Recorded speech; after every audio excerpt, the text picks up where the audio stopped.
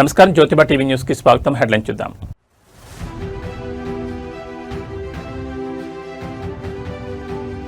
మహాలక్ష్మి ఉచిత ప్రయాణం super success.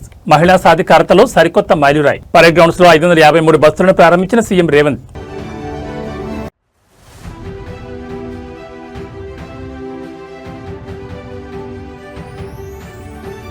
Visakha steel plant ప్రమాదంపై రాజకీయం వద్దు. కార్మిక నేతల తీరుపై మంత్రి నారా లోకేష్ తీవ్ర ఆగ్రహం.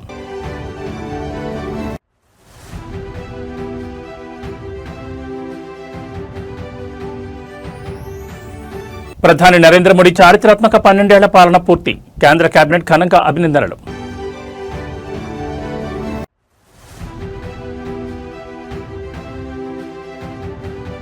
భాగ్యనగరాన్ని వణికించిన భారీ వర్షం. బేగంపేట్, ఖైరతాబాద్ పరిధిలో ఏకంగా 9 సెంటీమీటర్ల కుండపోత. రంగంలోకి హైడ్రా డిజాస్టర్ రెస్పాన్స్ ఫోర్స్ బలగాలు. ఇక డీటెయిల్స్ చూస్తే విశాఖ స్టీల్ ప్లాంట్ ప్రమాదం చుట్టూ కొందరు నేర్పుతున్న రాజకీయంపై రాష్ట్ర ఐటీ శాఖ మంత్రి నారా లోకేష్ తీవ్ర ఆగ్రహం వ్యక్తం చేశారు. ప్రమాద బాధితులను పరామర్శించేందుకు వైజాగ్ వెళ్లిన లోకేష్ ని కొందరు కార్మిక సంఘాల నేతలు, విపక్ష ప్రతినిధులు ప్లాంట్ పునరుద్ధరణ మరియు ప్యాకేజీలపై తప్పుడు ప్రశ్నలతో ఇబ్బంది పెట్టే ప్రయత్నం చేశారు. దీనిపై ఏమాత్రం వెనక్కి తగ్గని లోకేష్ సదరు నేతలకు మైండ్ బ్లాకింగ్ రిప్లై ఇచ్చారు. అతను కూటమి ప్రభుత్వం చొరవ తీసుకుని కేంద్రం నుంచి ప్యాకేజ్ తేవడమే తప్పన్నట్లు, ప్లాంట్ తెరవకుండా ఉంటే మనుషులు చనిపోయేవారు కాదు కదా అని ఒక బాధ్యత గల కార్మిక నాయకుడు మాట్లాడే విధానం ఇదేనా అంటూ పవర్ఫుల్ గా నిలదీశారు. ప్రధానమంత్రి నరేంద్ర మోడీ, సీఎం చంద్రబాబు నాయుడు చొరవతో కేంద్ర ప్రభుత్వం విశాఖ స్టీల్ ప్లాంట్ పునరుద్ధరణ కోసం 15,000 కోట్ల భారీ బ్రెయిన్ చైల్డ్ ప్యాకేజీని ప్రకటించిందని లోకేష్ గుర్తు చేశారు. ఆ ప్యాకేజీ రావడం వల్లే ప్లాంట్లో ఉత్పత్తి మళ్లీ ప్రారంభమైందని, కార్మికులకు జీతాలు అందుతున్నాయని వాస్తవాలను వెల్లడించారు. ప్లాంట్లో ప్రమాదం జరగడం అత్యంత బాధాకరమని, అయితే కొందరు యూనియన్ లీడర్లు మీరు ప్యాకేజ్ ఇవ్వకుండా ప్లాంట్ తెరవకుండా ఉంటే ఈ ప్రమాదమే జరిగేది కాదు కదా, మనుషులు చనిపోయేవారు కాదు కదా అని అర్ధరహితంగా మాట్లాడడంపై లోకేష్ తీవ్ర అభ్యంతరం వ్యక్తం చేశారు. ఇదేనా మీరు మాట్లాడే విధానం? ప్లాంట్ ఎప్పటికీ మూతపడిపోవాలని మీరు కోరుకుంటున్నారంటూ వారిపై పవర్ఫుల్ గా విరుచుకుపడ్డారు. రాజకీయం పక్కన పెట్టి బాధితులను ఆదుకోవడమే కూటమి ప్రభుత్వం మొదటి ప్రాధాన్యతని లోకేష్ స్పష్టం చేశారు. మృతి చెందిన పర్మనెంట్ కాంట్రాక్ట్ ఉద్యోగుల కుటుంబాలకు 2 కోట్ల వరకు పూర్తి ఆర్థిక సహాయం, ఇంట్లో ఒకరికి శాశ్వత ప్రభుత్వ ప్లాంట్ ఉద్యోగం, పిల్లల చదువు బాధ్యతలను తామే తీసుకుంటున్నట్లు భరోసా ఇచ్చారు. ప్రైవేటీకరణ జరగకుండా ఆపిన స్టీల్ ప్లాంట్ ఒకటి కూడా లేదు. అలాంటిది విశాఖ ఉక్కు కేవలం 1 and only ఎన్డీఏ ప్రభుత్వం ఆపింది. ఎందుకంటే మనకి ఎమోషన్ అటాచ్. మనం కాపాడుకున్నాం, కార్మికులు చూసుకునే బాధ్యత నాది. ఈరోజు కార్మిక సంఘాల నాయకులే ఎంత బాధ చేసినట్టు వాళ్ళు మాట్లాడే విధానం చూసి, ఆ డబ్బులు ఇచ్చేయండి, డబ్బులు ఇచ్చేయండి అంటే డబ్బులు ఇచ్చి చేతులు దులుపుకుని వెళ్ళిపోమంటారు మమ్మల్ని. అదా మా బాధ్యత? నేనేమన్నా కుటుంబాలను మేము ఆదుకుంటాం, ఎస్ ఎక్స్గ్రేషియా ఇస్తామని చెప్పాం అంటే ఎలాంటి డౌట్ లేదు. ఒక ఆయన ఏమన్నాడంటే విచిత్రం, ఒక కార్మిక నాయకుడు ఏమన్నాడంటే అసలు మీరు ప్యాకేజ్ ఇవ్వకుండా ఉంటే ప్లాంట్ తెరిసేది కాదు కదా, ప్లాంట్ తెరుచుకుని ఉంటే మనిషి చనిపోయాడు కాదు కదా. మాట్లాడే విధానం అండి ఇదే. మీడియా మిత్రులు, ప్రజలు కూడా ఆలోచించండి దయచేసి, ఏంటిది? ఆంధ్రుల హక్కు విశాఖ స్టీల్ ప్లాంట్ పరిరక్షణ ఉద్యమంలో జనసేన అధినేత AP deputy CM Pawan Kalyan పాత్రపై ఇప్పుడు సోషల్ మీడియా వేదిక ఒక పవర్ఫుల్ డిబేట్ నడుస్తోంది. అధికారంలో ఉన్నా లేకపోయినా మాట తప్పకుండా కార్మికుల వెంటే నిలబడిన ఏకైక నాయకుడు పవన్ కళ్యాణ్ అంటూ నెట్జన్లు పాత కొత్త విజువల్స్ ను మైండ్ బ్లాకింగ్ రీతిలో ట్రెండ్ చేస్తున్నారు. నాడు ప్రతిపక్షంలో ఉండి విశాఖ గడ్డపై కార్మికులకు మద్దతుగా నిలిచిన జనసేనాని గత వైసీపీ ప్రభుత్వ హయాంలో స్టీల్ ప్లాంట్ ప్రైవేటీకరణ అంశం తెరపైకి వచ్చినప్పుడు పవన్ కళ్యాణ్ స్వయంగా విశాఖకు తరలివెళ్లి కార్మిక సంఘాల బహిరంగ సభలో పాల్గొని అండగా నిలిచారు. కేంద్రంలో ఉన్న పెద్దలతో మాట్లాడి కార్మికులకు అన్యాయం జరగకుండా చూసే బాధ్యత తనదంటూ ఆయన ఇచ్చిన మైండ్ బ్లాకింగ్ భరోసాను కార్మికులు నేటికి గుర్తు చేసుకుంటున్నారు. కూటమి ప్రభుత్వం ఏర్పడిన తర్వాత కూడా పవన్ కళ్యాణ్ తన మాటపైన నిలబడ్డారు. ఇటీవలే విశాఖ స్టీల్ ప్లాంట్ అంతర్గత సమస్యలపై, ప్రమాద బాధితుల పరామర్శపై ప్రత్యేక దృష్టి పెట్టిన ఆయన ప్లాంట్ ను లాభాల బాటలోకి తెచ్చేందుకు అవసరమైన వర్కింగ్ క్యాపిటల్ మరియు ముడిసరుకు సహాయం అందేలా కేంద్ర హోంమంత్రి అమిత్ షా, ప్రధాని నరేంద్ర మోడీతో చర్చలు జరుపుతున్నారు. CM Chandrababu, deputy CM Pawan Kalyan, IT మంత్రి నారా లోకేష్ ముగ్గురు కలిసి విశాఖ స్టీల్ ప్లాంట్ ను ఆంధ్రప్రదేశ్ పారిశ్రామిక బ్రాండ్ గా నిలబెట్టేందుకు ఏకతాటిపైకి రావడం కార్మిక వర్గాల్లో నెక్స్ట్ లెవెల్ నమ్మకాన్ని పెంచింది. తప్పుడు ప్రచారం నమ్మొద్దని, స్టీల్ ప్లాంట్ రక్షించుకుంటామని జనసేన, టీడీపీ శ్రేణులు సోషల్ మీడియాలో పవర్ఫుల్ గా చాటి చెప్తున్నాయి.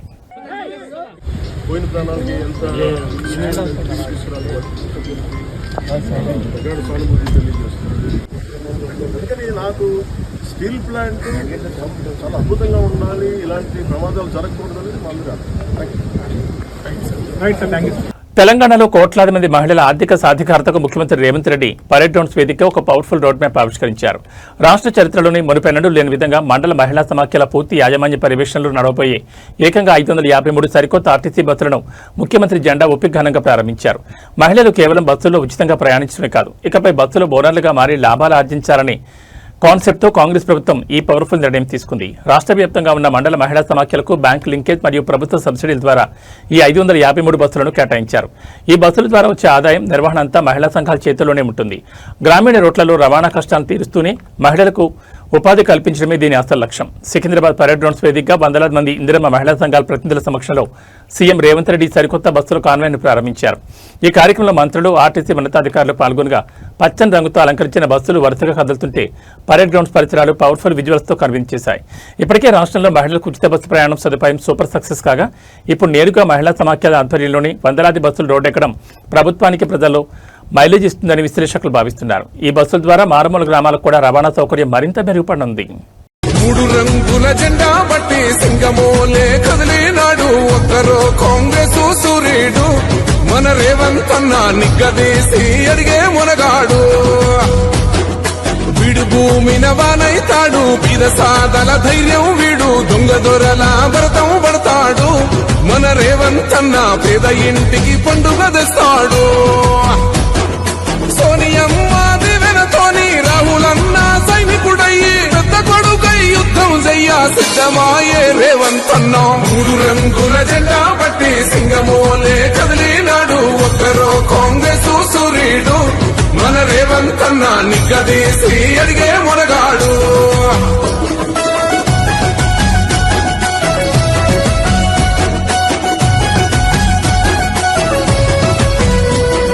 దాడులెన్ని జరిగిన గాని దడువలేదు రేవంత్ అన్న గంతకంతా ఎత్తుకు ఎదిగాడో.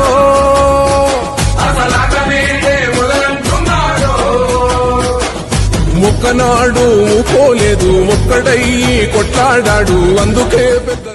జాతీయ రాజకీయాల్లో మరియు అటు మధ్యప్రదేశ్ ఇటు తెలంగాణ పొలిటికల్ సర్కిల్స్ లో రాజ్యసభ ఎన్నికల వేడి ఒక్కసారిగా రణరంగానికి దారితీసింది.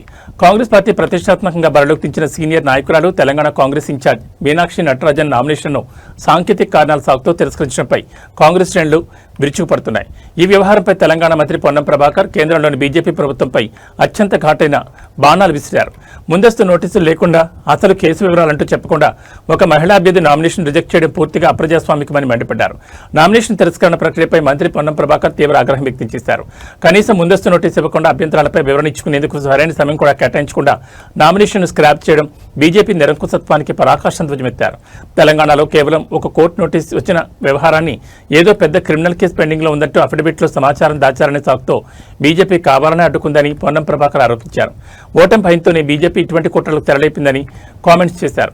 ఢిల్లీ వేదికగా మహిళా సంక్షేమం, నారీ శక్తి గురించి గొప్పలు చెప్పుకునే బీజేపీ క్షేత్రస్థాయిలో మాత్రం ఒక బలమైన మహిళా నాయకురాలు పార్లమెంట్కి వెళ్లకుండా ఇలాంటి కక్ష సాధించి రాజకీయాలు చేయడం సిగ్గుచెట్టంతో చెప్పారు. ఈ అప్రజాస్వామిక నిర్ణయంపై ఉన్నత న్యాయస్థానాలు వెంటనే జోక్యం చేసుకుని న్యాయాన్ని కాపాడాలని మంత్రి విజ్ఞప్తి చేశారు. మీనాక్షి నటరాజన్ గారి నామినేషన్ రద్దుపై మంత్రి పొన్నం ప్రభాకర్ లేవనెత్తిన ఈ పవర్ఫుల్ ప్రశ్నలు ఇప్పుడు ఢిల్లీలోని కేంద్ర ఎన్నికల సంఘం కార్యాలయం నుంచి గల్లీ రాజకీయాల వరకు తీవ్ర చర్చకు దారితీశాయి. మీనాక్షి నటరాజన్ గారి రాజ్యసభ నామినేషన్ తిరస్కరించడం పూర్తిగా అప్రజాస్వామికం, రాజ్యాంగ విరుద్ధం. తను ఎటువంటి కేసు హాజరు కాకుండా, నోటీసు లేకుండా, తనపై కేసున్న అంశం కూడా తెలియని పరిస్థితుల్లో ఎన్నికల అఫిడవిట్లో ఆ కేసును మెన్షన్ చేయలేదనేటువంటి ఆలోచనతో భారతీయ జనతా పార్టీ కుట్రపూరిత రాజకీయాల్లో భాగంగా ఎన్నికల నామినేషన్ స్క్రూటినీ చేసినారు. గాంధేయవాదిగా చట్టము, న్యాయము, ప్రజాస్వామ్యం అంటే అపారమైనటువంటి గౌరవం ఉన్నటువంటి మీనాక్షి నటరాజన్ గారు ఈరోజు భారతీయ జనతా పార్టీని అడుగుతా ఉన్న మహిళలంటే గౌరవం, మహిళల కొరకు రిజర్వేషన్లు తెస్తాం, బేటీ బచావ్ బేటీ పడావ్ అనే మీరు ఒక సుశిక్షితులైనటువంటి కాంగ్రెస్ కార్యకర్తగా, ఎన్ఎస్సీ నాయకురాలుగా ఎదిగినటువంటి ఒక గాంధేయవాది నామినేషన్ తిరస్కరించారంటే ఎంత రాజకీయ అప్రజాస్వామ్యమో గమనించాలని కోరుతా ఉన్నాం. ఇది దురదృష్టకరం. వెంటనే న్యాయస్థానాలు మేల్కొని న్యాయస్థానాలకు విజ్ఞప్తి చేస్తున్నాం. దీని మీద పూర్తి స్థాయి విచారణ జరిపి ఆ నామినేషన్ ను తిరిగి పరిగణలోకి తీసుకోవాలని కోరుతూ ఈ రాజకీయ క్రీడలో నిరంకుశత్వంగా వివరిస్తున్న బీజేపీ తీరు అటు బెంగాల్లో కావచ్చు, ఇతర రాష్ట్రాల్లో రాజకీయ ఏ క్రూరత్వం అయితే చేస్తున్నారో ఇది ప్రజాస్వామ్యానికి మంచిది కాదని. భారతదేశ రాజకీయ యువనికపై సరికొత్త చరిత్ర లిఖించబడింది. నవభారత నిర్మాణమే లక్ష్యంగా సాగుతున్న ప్రధానమంత్రి నరేంద్ర మోడీ నాయకత్వానికి నేటితో సరిగ్గా 12 ఏళ్లు పూర్తయ్యాయి. ఈ మైండ్ బ్లాకింగ్ మైల్ స్టోన్ రోజుని దేశ రాజధాని ఢిల్లీలో ప్రధానమంత్రి అధ్యక్షతన కేంద్ర కేబినెట్ సమావేశం అత్యంత పవర్ఫుల్ గా ప్రారంభమైంది. సరిగ్గా ఇవాళ ఉదయం 11 గంటలకు ప్రారంభమైన ఈ మెగా మీటింగ్ లో ప్రధాని మోడీ చారిత్రాత్మక 12 ఏళ్ల పాలనను కొనియాడుతూ కేంద్ర మంత్రులంతా ఆయనకు ఘనంగా అభినందనలు తెలిపారు.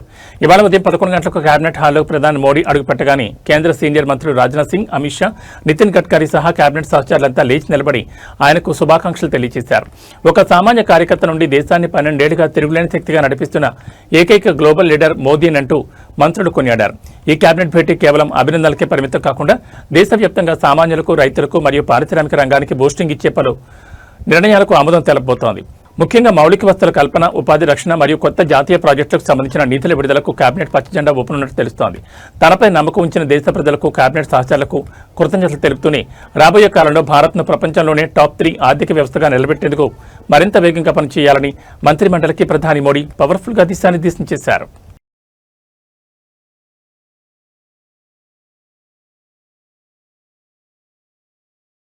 ఆంధ్రప్రదేశ్లో కూటమి ప్రభుత్వం విద్యా వ్యవస్థను బలోపేతం చేస్తామని, ఉపాధ్యాయులకు పూర్తి గౌరవం ఇస్తామని చెప్తున్న మాటలకు క్షేత్రస్థాయిలో కొందరు అధికారులు తూట్లపడుతున్నారు.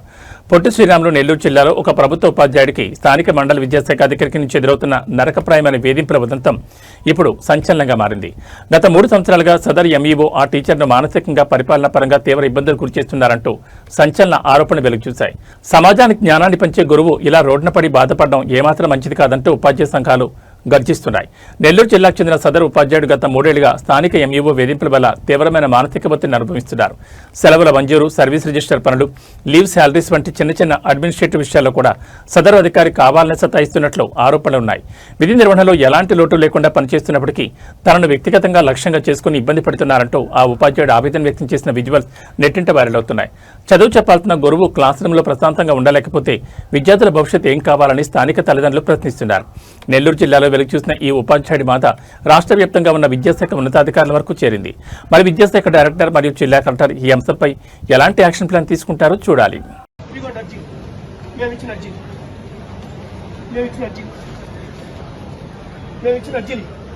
మాకు 3 సంవత్సరాల నుంచి న్యాయం చేయకుండా తెప్పుతున్నారు. మా అమ్మ 70 సంవత్సరాలు, ఆమె నడువులు లేవు.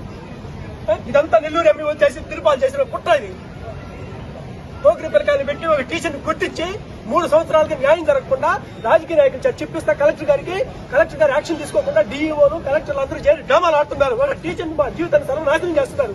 మేము అడిస్తే మేము ఆవేశపరుడు పిచ్చోడని మా మీద ముద్ర వేస్తున్నారు. 3 సంవత్సరాల నుంచి సార్ మా జీవితం సర్వనాశనం అయిపోయింది. నాకు నా భార్యకి మధ్య చిచ్చు పెట్టారు కాపురంలో. ఏ రాజకీయ నాయకుడు చెప్తున్నాడు, ఏ మంత్రి చెప్తున్నాడు, ఏ ఏదో చెప్తున్నాడు. చేతులు కలెక్టర్ గారికి 3 సంవత్సరాల నుంచి అర్జీలు చూడండి. ఇగో పిల్లకాయల అర్జీలు, ఇదిగో మమ్మల్ని కొట్టించిన రాయి, ఇదిగో విద్యార్థి చేత కొట్టించిన రాయి. ఎవరు చేయాలి న్యాయం? మాకు స్కూల్కి పోతే క్లాసులు చెప్పుకున్న పిల్లకాయలు పెట్టి దాడులు చేయిస్తా. క్లాసులు చెప్పలేదు వస్తున్నాడు డిఓ మొదటి తప్పుడు ఎక్కవా కడుపు పండి మేము తిడతా ఉంటే తిడుతున్నారని మాట్లాడా. ఎన్ని రోజులు సార్ ఇది? మేము ఇక్కడ కూర్చుంటాం సాయంత్రం దాకా, ఇక్కడే కష్టం. మేము న్యాయం చేసిన దాకా చూసాము. ఇన్ని రోజులు 3 సంవత్సరాల నుంచి సమయం పాటించాం. మేము న్యాయం చేస్తారులేని కలెక్టర్ రావడం అసలు తప్పించుకుని తిరుగుతున్నారు అందరూ. మాకు ఎవరు చేయాలి న్యాయం? కోర్టు పోతే అడ్వకేట్లు కొనిపాలు అవుతాడు అతను తిరుపాలు. నెల్లూరు ఎంఈఓ చేసిన అరాచకాలు ఇవో రాండి చూడండి, అందరూ చూడండి. పోలీసులు దొంగ ఎఫ్ఐఆర్ కట్టారు. కూర్చోను. పోలీసులు దొంగ ఎఫ్ఐఆర్ కట్టారు. ఇదిగో రాయి పెట్టి పోకిరి పిల్లకాయలు పెట్టి రాళ్లతో కొట్టిస్తే ఇదిగో రాయి ఎవిడెన్స్, మొత్తం ఎవిడెన్స్. ఇక పిల్లకాయలు రాయించిన లెటర్స్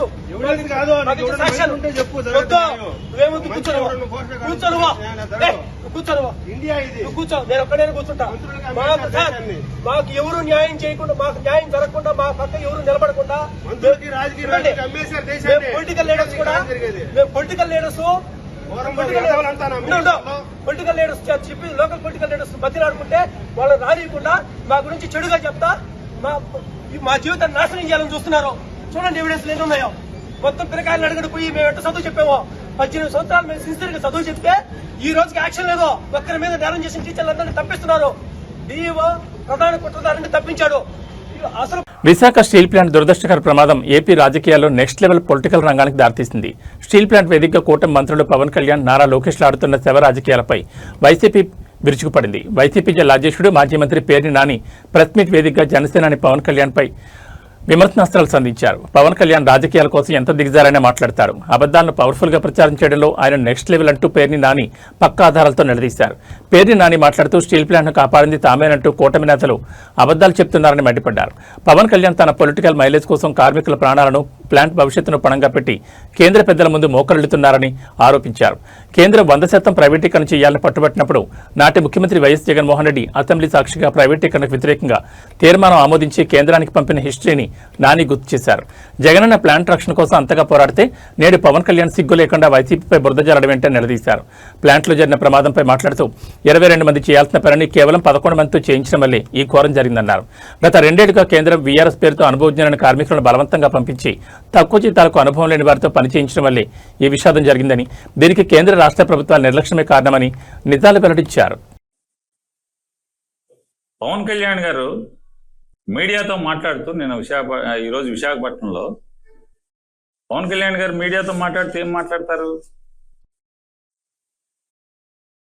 జగన్మోహన్ రెడ్డి గారు ముఖ్యమంత్రిగా ఉండగా అంట స్టీల్ ప్లాంట్ని అమ్మేద్దామని చూశాడంట. స్టీల్ ప్లాంట్ని అమ్మేద్దామని చూశాడంట. ఈయన ఏదో కాగితం మీద రాసుకెళ్ళి సెంట్రల్ హోమ్ మినిస్టర్ గారికి ఇవ్వగానే వెంటనే ఆపేశారంట. మాట్లాడటానికి అంటే రాజకీయాల కోసం ఎంత దిగజారైనా పవన్ కళ్యాణ్ గారు ఏమైనా మాట్లాడతాడు, ఏమైనా చేస్తాడు. ఇంకా పవన్ కళ్యాణ్ గారు ఇది దుర్మార్గం కదా మీరు మాట్లాడేది, నీచం కూడా కదా అది. చూడండి కేంద్ర మంత్రి గారు ఏం మాట్లాడుతున్నాడు, ఏమని చెప్పాడు కేంద్ర మంత్రి గారు? In Covid period 2018-19 and 2020-21 they earned the profit of 92 crores and 930 crores in that 2 years. But ultimately in 2021 January, I think,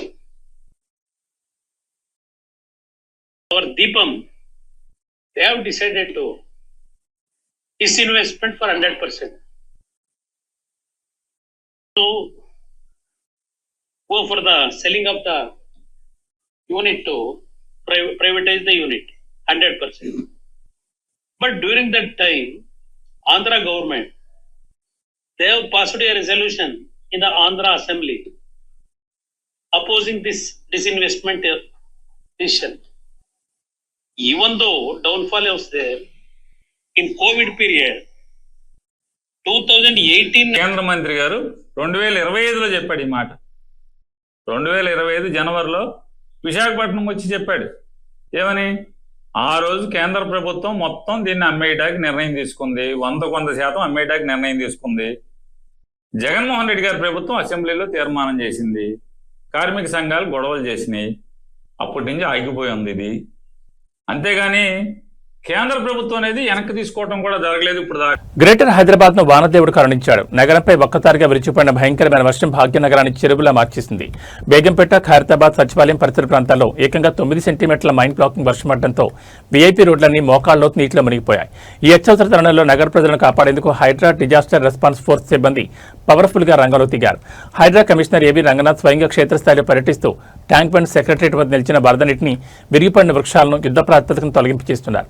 tank bund మీద సికింద్రాబాద్ వైపు వెళ్లే ప్రధాన రహదారిపై మోకాళ్ల లోతు నీరు నిలిచిపోవడమే కాకుండా భారీ వృక్షం కూలిపోవడంతో కిలోమీటర్ల మేర ట్రాఫిక్ స్తంభించింది. సమాచారం అందిన వెంటనే హైడ్రా కమిషనర్ ఏబీ రంగనాథ్ స్వయంగా స్పాట్కు చేరుకున్నారు. వరద నీరు సాఫీగా సాగిపోయేలా డ్రైన్ అవుట్లెట్లను క్లియర్ చేస్తూ కట్టర్లతో చెట్లను తొలగించే పనులను దగ్గరుండి పర్యవేక్షించారు.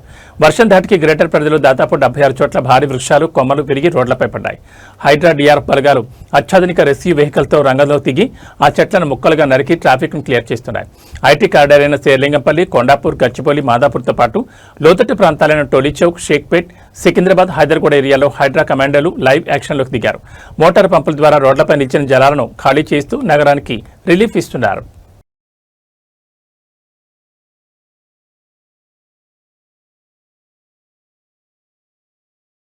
తెలంగాణ రాజకీయ మరియు సామాజిక చరిత్రలో జూన్ 9వ తేదీ ఒక అద్భుత ఘట్టానికి వేదికగా నిలిచింది. సికింద్రాబాద్ పరేడ్ గ్రౌండ్స్ లో నిర్వహించిన మహిళా శక్తి వారోత్సవాల ముగింపు సభ నిజంగానే ఆడబిడ్డల అజేయమైన శక్తికి అద్దం పట్టింది. సభ ప్రారంభ సమయానికి నగరాన్ని ముంచెత్తిన భారీ కుండపోత వర్షంలోనూ రాష్ట్ర వ్యాప్తంగా తరలివచ్చిన వేలాది మంది స్వయం సహాయక సంఘాల మహిళలు ఏమాత్రం వెనుకడుగు వేయకుండా వర్షంలోనే తడుస్తూ సభలో కూర్చుని తమ ఐక్యతను చాటారు. ఈ అపూర్వ దృశ్యాన్ని చూసి చలించిపోయిన ముఖ్యమంత్రి రేవంత్ రెడ్డి మహిళలతో పెట్టుకున్న ఎవరూ అధికారంలో ఉండలేరు అంటూ విపక్షాల గుండెల్లో రైలు పరిగెత్తించేలా గర్జన చేశారు. బస్సుల లాంచింగ్ సమయంలో కొండపోతగా వర్షం పడడంపై సీఎం రేవంత్ రెడ్డి ఎంతో హుందాగా స్పందించారు. ఈ వర్షం అడ్డంకి కాదు, మహిళా లోకానికి ఆ వరుణదేవుడు స్వయంగా అందించిన పవర్ఫుల్ ఆశీస్సులని అభివర్ణించారు. ఇంతటి ప్రతికూల వాతావరణంలోనూ కదలకుండా కూర్చున్న మహిళలకు ఓపికకు ఆయన శిరస్సు వంచి నమస్కరించారు. మహిళలను కేవలం చిన్న వ్యాపారాలకే పరిమితం చేయకుండా కోటీశ్వరం చేయడమే తమ లక్ష్యమని సీఎం స్పష్టం చేశారు. ఇందులో భాగంగానే 553 సరికొత్త ఆర్టీసీ బస్సుల నిర్వహణను మహిళా సంఘాలకు అప్పగిస్తూ జెండా ఊపారు. అంతేకాకుండా మహిళా సంఘాల జీరో వడ్డీ రుణ పరిమితిని 5 లక్షల నుంచి ఏకంగా 10 లక్షలకు పెంచుతున్నట్లు ప్రకటన చేశారు. భారీ వర్షాన్ని సైతం ఎదిరించి పరేడ్ గ్రౌండ్స్ లో మహిళలు ప్రదర్శించిన ఈ మహిళా శక్తి కాంగ్రెస్ ప్రభుత్వ పాలనకు ప్రజల్లో మైలేజ్ తెచ్చిపెట్టింది. మరి సీఎం ఇచ్చిన హామీల ప్రకారం రాబోయే రోజుల్లో ఎంతమంది ఆడబిడ్డలు లక్షాధికారులు కోటీశ్వర్లుగా మారతారో చూడాలి.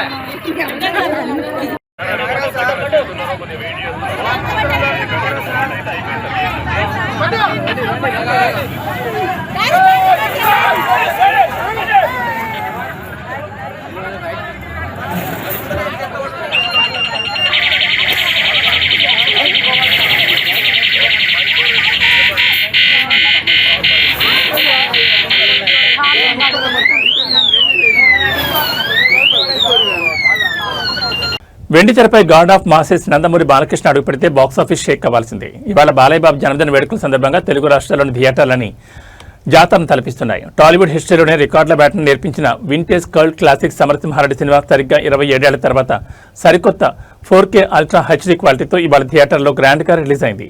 ఉదయం అటు నుంచే నందమూరి అమ్మాయిలు థియేటర్ల వద్ద కొబ్బరికాయలు కొడుతూ స్క్రీన్ల ముందు పేపర్లు విసురుతూ జరిపిన లైవ్ హంగామా ఇప్పుడు సోషల్ మీడియాను పూర్తిగా షేక్ చేస్తోంది.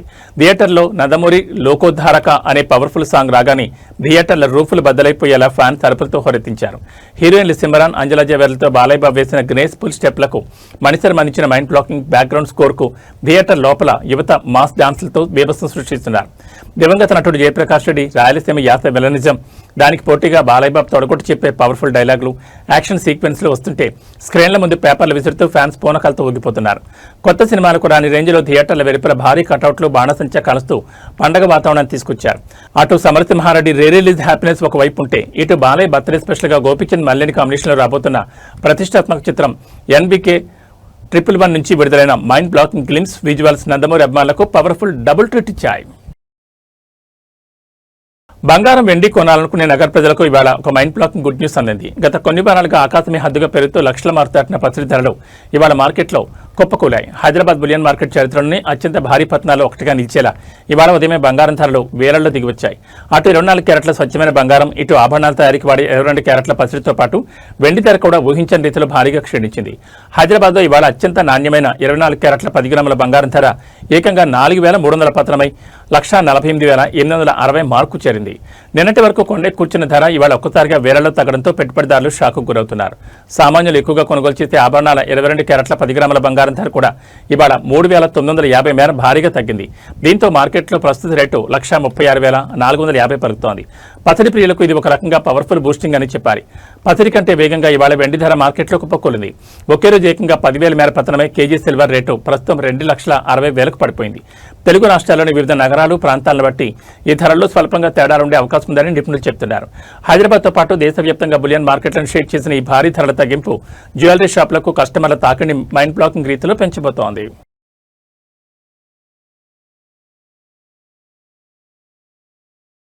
రామరాజ్య వైభవం అయోధ్య క్షేత్రంలో కన్నుల పండుగ సాగుతోంది. 2024 జనవరి 22న ప్రధాని నరేంద్ర మోడీ చేతుల మీదుగా బాలరాముడి ప్రాణప్రతిష్ఠ జరిగిన నాటి నుంచి నేటి వరకు అయోధ్యకు భక్తుల రాక మైండ్ బ్లాకింగ్ రీతిలో సరికొత్త రికార్డులను తిరగరాస్తోంది. గడిచిన కాలంలో ఏకంగా 15 కోట్లకు పైగా భక్తులు అయోధ్య రామయ్యను దర్శించుకున్నట్లు శ్రీరామ జన్మభూమి తీర్థక్షేత్ర ట్రస్ట్ అధికారికంగా ప్రకటించింది. కేవలం భక్తుల సంఖ్య కాదు, భక్తితో వారు సమర్పించిన కానుకలు, విరాళాల మొత్తం కూడా అక్షరాల 500 కోట్ల మార్కును దాటిపోవడం ఇప్పుడు జాతీయ స్థాయిలో సంచలనంగా మారింది. మొత్తం విరాళాలలో ఆన్లైన్ బ్యాంకింగ్, క్యూఆర్ కోడ్లు మరియు ఆలయ ప్రత్యేక కౌంటర్ల ద్వారా అత్యధికంగా 350 కోట్ల నిధులు జమయ్యాయి. ఇక ఆలయ ప్రాంగణంలో ఏర్పాటు చేసిన 4 పెద్ద హుండీల ద్వారా భక్తులు నేరుగా సమర్పించిన నగదు, బంగారం, వెండి కానుకల రూపంలో మరో 150 కోట్లు లభించినట్లు ట్రస్ట్ లెక్కలను బయటపెట్టింది. ఆలయానికి అందుతున్న ప్రతి రూపాయికి పక్కా లెక్కలున్నాయని ట్రస్ట్ ప్రతినిధులు స్పష్టం చేశారు. స్టేట్ బ్యాంక్ ఆఫ్ ఇండియా మరియు ఐసిఐసిఐ బ్యాంకుల ప్రత్యేక బృందాలు అత్యాధునిక కౌంటింగ్ మిషన్లతో నిత్యం ఈ విరాళాలు లెక్కిస్తున్నాయని, ఖర్చుల విషయంలో 100% పారదర్శకతను మరియు ఖచ్చితత్వాన్ని పాటిస్తున్నామని వెల్లడించారు. 2 సంవత్సరాల స్వల్ప వ్యవధిలోనే 15 కోట్ల మందికి పైగా భక్తులు దర్శించుకోవడం ప్రపంచంలోని ఏ పుణ్యక్షేత్రానికైనా అరుదైన రికార్డు. రోజు సగటున 1,00,000కు పైగా భక్తులు వస్తుండటంతో అయోధ్య నగరం ఆధ్యాత్మిక పర్యాటక కేంద్రంగా అంతర్జాతీయ స్థాయిలో అభివృద్ధి చెందుతోంది.